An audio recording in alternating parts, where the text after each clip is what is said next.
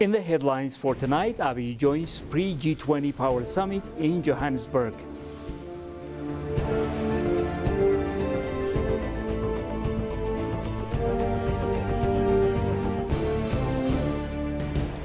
And Ethiopia strengthens support for IGAD's transhumance deal.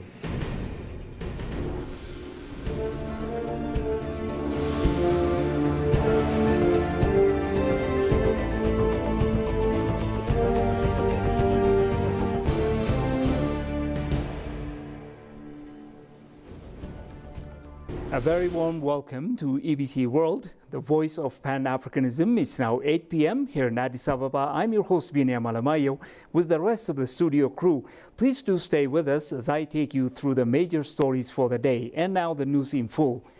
Prime Minister Abiy Ahmed, currently in Johannesburg, South Africa, took part in a high-level gathering of the African leaders and continental partners ahead of the G20 Leaders Summit. According to the office of the Prime Minister, he attended the meeting hosted by President Cyril Ramaphosa, which brought together African heads of states and governments, the African Union, and other regional stakeholders. Ethiopia's journey is still unfolding. Hope, because our story, like that of many nations here, shows that transformation is possible even in difficult circumstances. Ethiopia is a land of ancient civilization, defined by resilience and prospects still being written. Our homeland has sheltered faiths. Our people have built lasting societies. From this legacy comes Madamar, a philosophy of unity in diversity, of synergetic collaboration that multiplies potential and of progress shared by all. Guided by this spirit, Ethiopia is moving toward inclusive growth. Our cities are becoming hubs of innovation. Industrial parks reshape economies. Farmers use tools their parents could never imagine. Young entrepreneurs are building businesses that were impossible to dream of a generation ago. For too long, countries like ours have been labeled fragile or poor. Yet our story is a quiet revolution of bold actions rewriting what is possible, because growth is the achievement of people who refuse to be left behind. On the sidelines of the historic G20 summit, the first to be hosted on the African soil, Abiy also held bilateral talks with President Cyril Ramaphosa. He noted that their discussions focused on the significance of Africa hosting the G20, the need to project a unified continental voice, and the importance of championing Africa's collective priorities during the summit. The Prime Minister underscored that the meeting with South Africa's president formed part of broader efforts to ensure Africa's common interests are clearly articulated and strongly represented at this landmark global gathering. Excellencies, we're not here to speak of despair. We're here to speak of possibility and of shared responsibility. In that spirit, let me highlight three priorities. First, debt. Ethiopia has engaged actively with the G20 Common Framework to unlock resources. Debt relief must translate into investments that empower people and secure the future, including educated children, modern hospitals, and resilient infrastructure. Second, climate. Through our Green Legacy Initiative, Ethiopians have planted over 48 billion seedlings, restoring soils, watersheds, and hope ecological restoration must become the new global investment landscapes, supported by debt for climate swaps and green value chains that reward nature and communities. Third, energy and digital transformation. The Grand Ethiopia Renaissance Dam symbolizes Africa's renewable ambition. We are expanding into solar, wind, geothermal, and nuclear power, and we envision an Africa energy network that drives industrialization while achieving net zero emissions. Through Digital Ethiopia, we have liberalized telecom, expanded broadband, and advanced digital finance. By 2030, We aim to complete our national digital public infrastructure, integrating IDs, payments, and data platforms to serve citizens.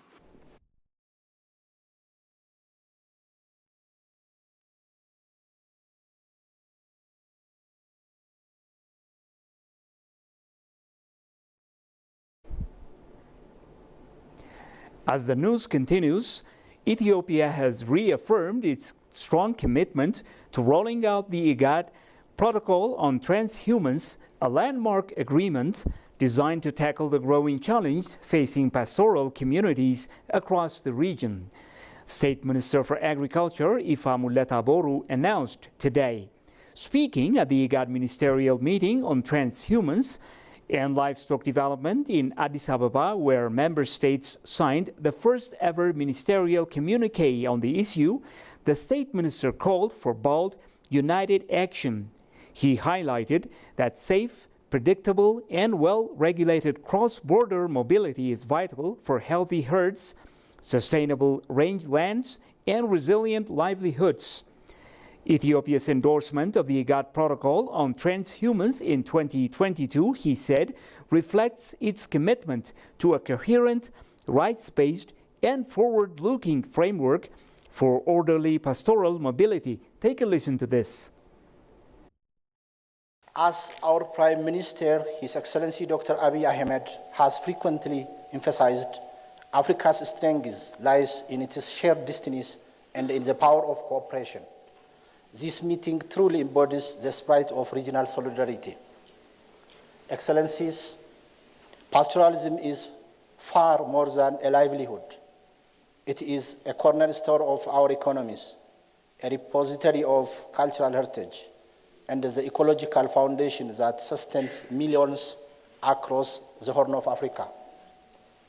In Ethiopia, pastoralism supports over 50 million people, covers extensive lowland rangelands across several regional states, and sustains more than 60% of the country's livestock, one of the largest herds in Africa.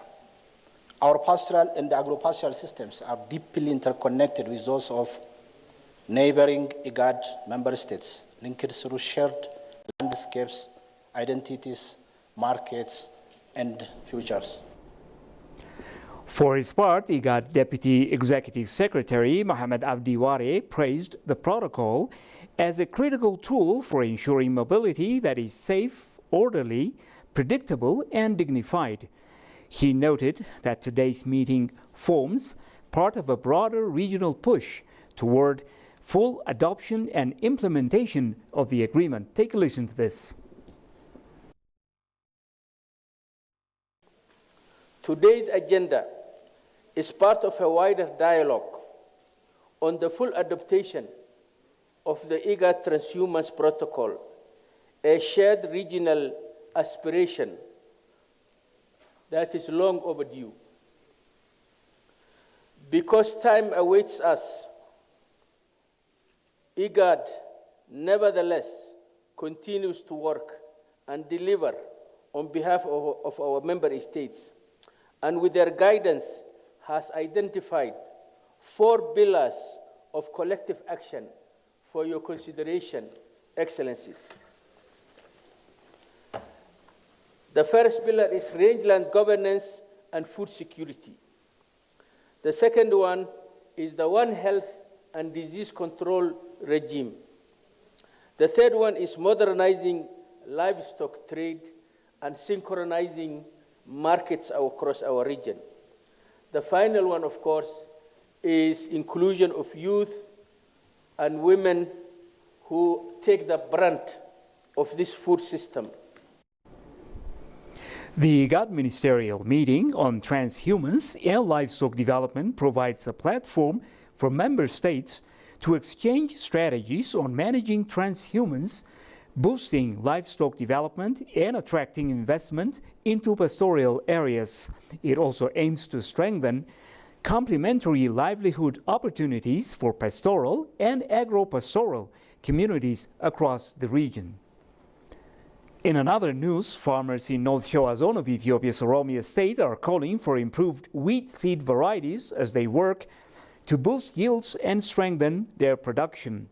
Local officials say they are coordinating with key partners to address the challenge, noting that efforts are already underway to improve seed access and support farmers.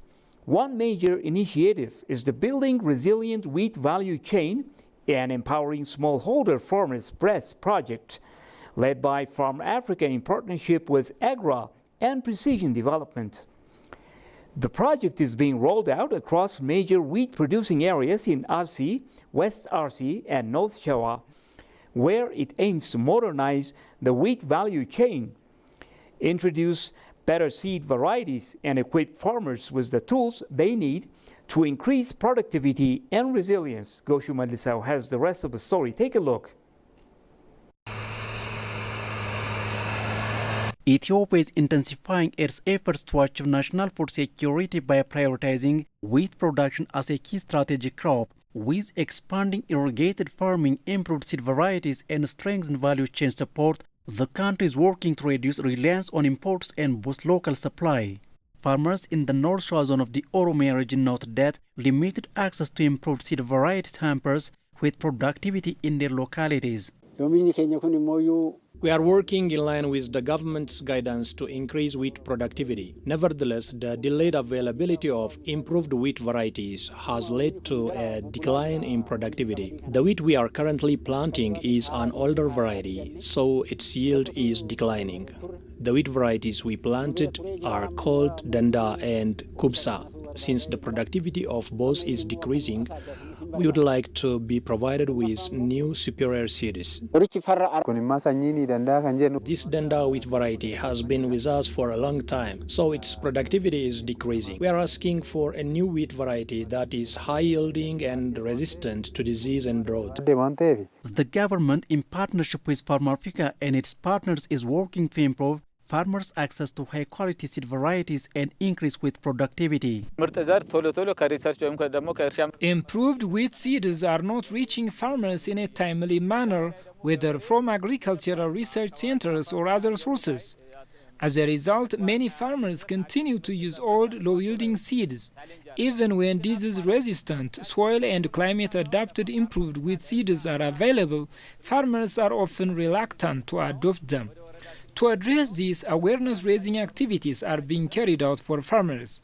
In collaboration with Farm Africa, AGRA, and Precision Development, efforts are underway to adopt and multiply 3 improved wheat varieties for local farmers.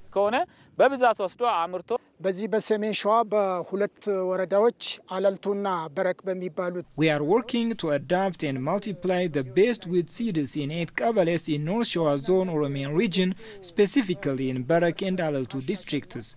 The goal is to improve farmers' livelihoods and increase incomes by providing disease-resistant, drought-tolerant and high-yield wheat varieties in partnership with Kulumsa Agricultural Research.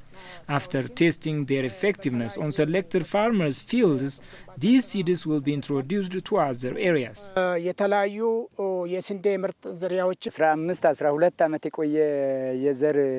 wheat varieties that have been previously used for over 15 years are not such productive. In contrast, this new variety offers higher yields, and if multiplied and distributed widely to farmers, it has the potential to ensure a successful wheat harvest. Additionally, it is both drought and disease resistant, making it well suited to local farming conditions. Building resilient wheat value chain, the BRESS project is said contributing to Ethiopia's broader ambition of achieving food security through increased wheat production.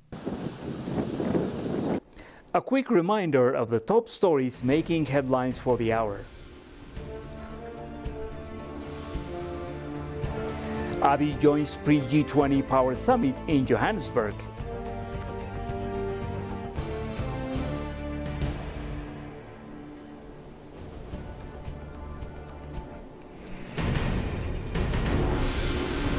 And Ethiopia strengthens support for IGAD's transhumance deal. That was me, Binyam Alamayo, with the rest of the studio crew. Thank you for staying with us. Take care and bye-bye.